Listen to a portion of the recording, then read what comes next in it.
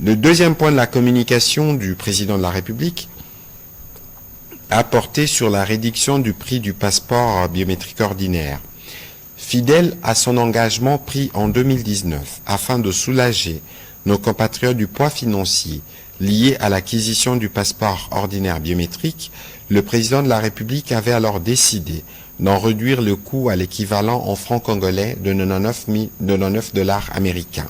Cette décision s'inscrivait dans une vision plus large de l'action publique, celle de rapprocher l'état des réalités quotidiennes de nos concitoyens en faisant de la justice sociale, de l'efficacité administrative et de la bonne gouvernance les piliers de notre gestion. Aujourd'hui, dans la même dynamique, avec la ferme volonté de rendre ce document essentiel encore plus accessible, le président de la République a pris la décision, après analyse des différents paramètres lui présentés, de ramener les prix du passeport ordinaire biométrique à l'équivalent de dollars américains, 75 dollars.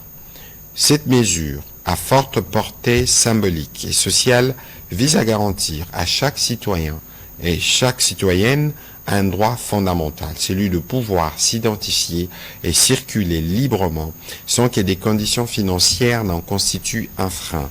Elle participe également d'une volonté politique affirmée de réformer l'administration au service de la population en la rendant plus équitable et plus inclusive.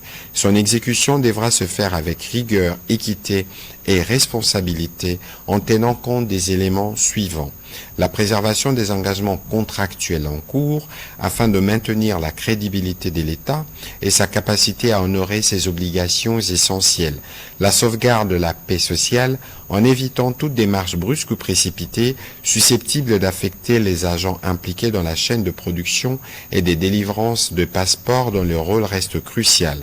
À cet effet, il a instruit la ministre d'État, ministre des Affaires étrangères, à engager sans délai une concertation approfondie avec le ministre d'État, ministre du Budget et celui des Finances. Par ailleurs, il est attendu que la ministre d'État en charge des Affaires étrangères soumette dans les meilleurs délais au gouvernement un calendrier clair et détaillé de mise en œuvre, comportant notamment la date précise du lancement officiel du nouveau passeport ordinaire biométrique avec la nouvelle tarification.